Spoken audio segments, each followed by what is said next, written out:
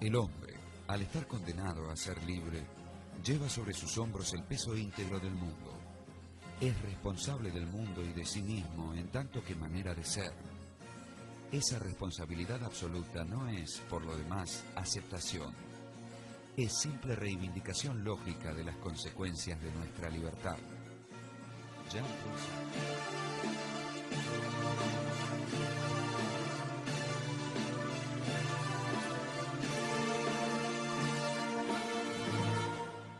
Jean-Paul Sartre.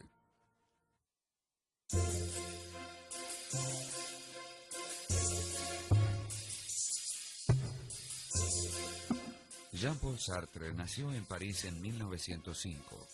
Cuando tenía 2 años falleció su padre y quedó al cuidado de su madre y sus abuelos maternos. Jean-Paul pasó por varias escuelas, pero completó su enseñanza básica con maestros privados y luego ingresó en el Liceo o Escuela Normal de París.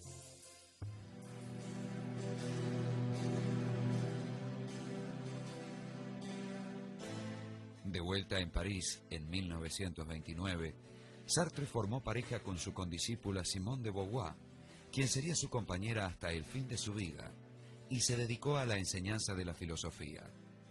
Entre 1935 y 1936, escribió La trascendencia del ego y La imaginación. Estas obras inaugurarían el primer período de su obra. En 1939 dio a conocer un volumen de cuentos, El muro, y un ensayo filosófico, siempre dentro de la corriente fenomenológica, El bosquejo de una teoría de las emociones. Al declararse la Segunda Guerra Mundial, Sartre prestó servicio en la unidad de meteorología en Nancy.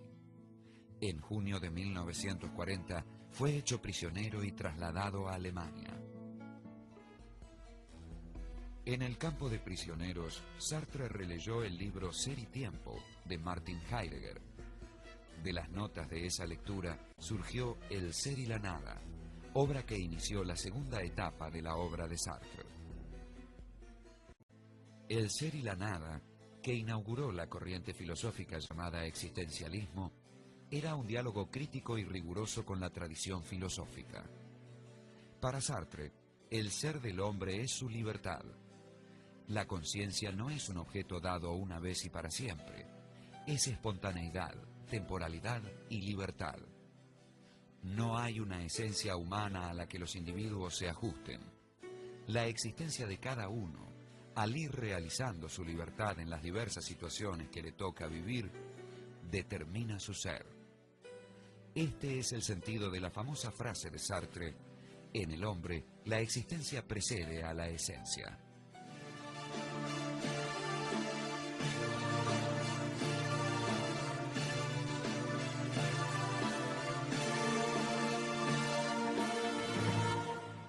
Jean-Paul Sartre. El hombre se hace a sí mismo. Su ser no está predeterminado. Lo que cada uno llega a ser depende de sus elecciones. La libertad pertenece a la estructura misma de la conciencia. En ese sentido, dice Sartre, se está condenado a ser libre. No se puede dejar de elegir y, por lo tanto, de exponerse al fracaso. El ser y la nada catapultó a su autor a la fama internacionalmente. Al finalizar la guerra, Sartre abandonó la actividad docente para vivir de su trabajo como escritor. La resolución fue facilitada por el éxito de 3 novelas que integró bajo un título común y sugestivo: Los caminos de la libertad. A partir de entonces, publicó numerosos artículos sobre diferentes temas y presentó varias obras teatrales, entre ellas Las moscas y Las manos sucias. En 1945, Sartre pronunció una célebre conferencia, El existencialismo es un humanismo, donde defendió la necesidad del compromiso histórico. Solo en virtud de este compromiso radical, afirmó, puede aún hablarse de humanismo, de compromiso, lo que abre su tercera etapa al acercarlo al marxismo, aunque no al estalinismo. En 1964, la Academia Sueca le otorgó el Premio Nobel de Literatura pero él lo rechazó por considerarlo un premio burgués. En cambio, sí aceptó integrar el famoso Tribunal Russell para condenar los crímenes de guerra norteamericanos en Corea y Vietnam. En 1973, Sartre quedó ciego y se vio imposibilitado de leer o escribir. Víctima de un edema pulmonar, murió en París el 15 de abril de 1980.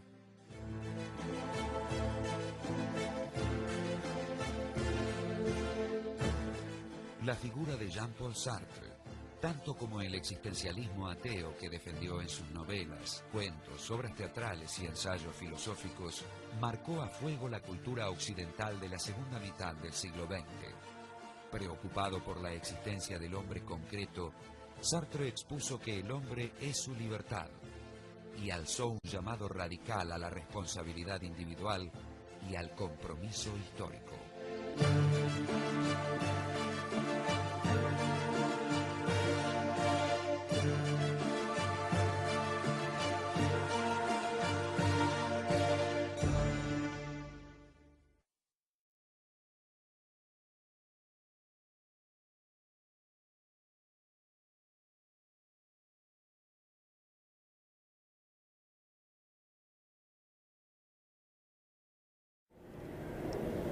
Pienso que este es el peligro de llevar un diario. Se exagera todo. Uno está al acecho, forzando continuamente la verdad. La existencia es el tema central de esta novela. Está escrita a manera de diario del personaje Anthony Ranquentin, un hombre soltero que viaja por muchos países hasta que se queda en Biobío, donde se dedica a encontrar el significado de su propia existencia, escribiendo la biografía del señor Rovellón.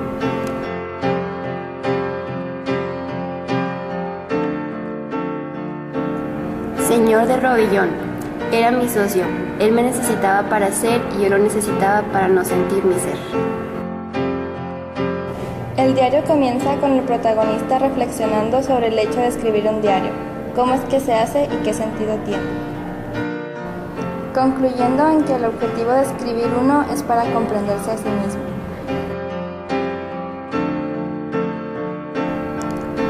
La vida tiene un sentido, si uno quiere dárselo. Anthony relata infamias, sucesos, ideas, sus alegrías y miedos, personas que conoce, y más que nada, la desilusión que experimenta al pensar en su propia existencia. No he tenido aventuras. Me sucedieron historias, acontecimientos, incidentes, todo lo que se quiera, pero no aventuras. Al mantener en consideración su propio ser, abandona sus actividades, recuerdos, conocimientos, relaciones sociales, etc. Construyo mis recuerdos con el presente. Estoy desechado, abandonado en el presente. Tenía un libro bajo los ojos, pero mi pensamiento volvía sin cesar al café Mago. Annie, quien es actriz de teatro, es el único amor de Anthony. Representa un punto clave en la obra. Es gracias a ella que conocemos del pasado del protagonista. Es claro que ella siente algo por él y que está decepcionada ya que no le brinda mucho tiempo. Tomarla en mis brazos, ¿para qué? ¿No puedo hacer nada por ella? Está sola como yo. No estoy simplemente abrumado porque la dejo. Tengo un miedo horrible de volver a mi soledad. El autodidacta es un humanista y es considerado amigo de Anthony. Comparte ideas con él y lo hace sentir escuchado. No es posible odiar a los hombres del mismo modo que no es posible amarlos. Este personaje conoce a Ranquentin en la biblioteca. Estudia los libros por orden alfabético para perfeccionar sus motivaciones. Aunque uno lo vea de lejos, piensa que ha de haber sufrido y que es una persona que ha vivido. Es también un hombre pederasta, que es descubierto al intentar acariciar a un adolescente en la biblioteca, lo que causa que lo alejen de sus libros. Se acumula en mí una multitud de pequeñas metamorfosis y un buen día se produce una verdadera revolución.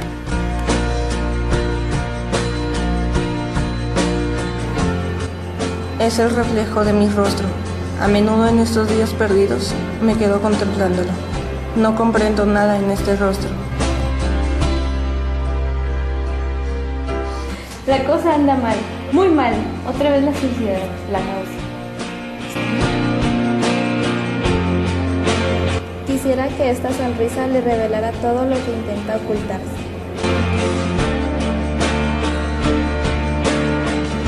Poco a poco se desgarraba la niebla, pero algo inquietante permanecía arrastrándose en la calle.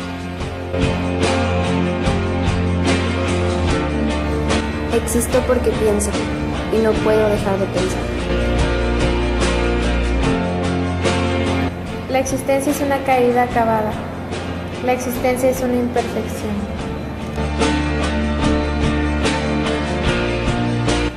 Yo tengo derecho a existir, luego tengo derecho a no pensar.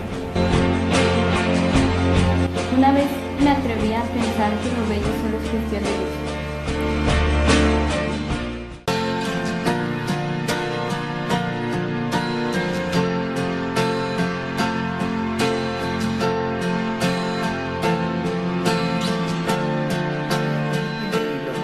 Muchas veces tratamos de encontrarle un sentido a la vida, sobre todo en aquellos momentos en donde carecemos de optimismo.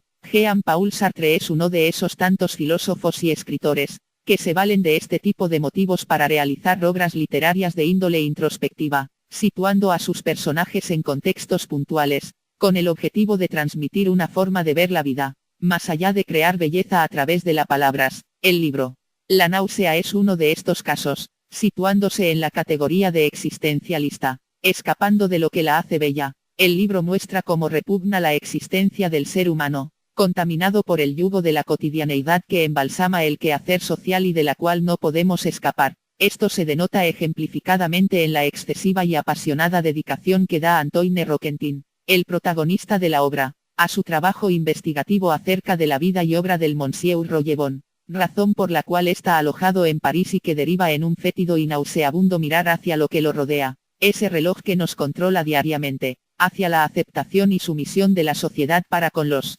principios inalterables dentro de nosotros, que etiquetan a la gente como estable o no, dentro de la misma sociedad. Podríamos decir, no obstante, que lo que gatilla esta forma de pensamiento, tanto en el personaje principal como en el autor, son sus faltas. Estas, de diversa índole, evidentemente, provocan que sus respectivas visiones, en sí solo de Sartre, sean una consecuencia de sus nefastas experiencias. En este caso, Roquentin resulta ser víctima del desconsuelo amoroso provocado por Annie, su amor eterno. Por ende, todo se reduce a un mar de subjetividad en el intento de encontrar el porqué de la vida. En este caso, lo subjetivo es representado en una visión contraria a la bella existencia del ser, para pasar a describir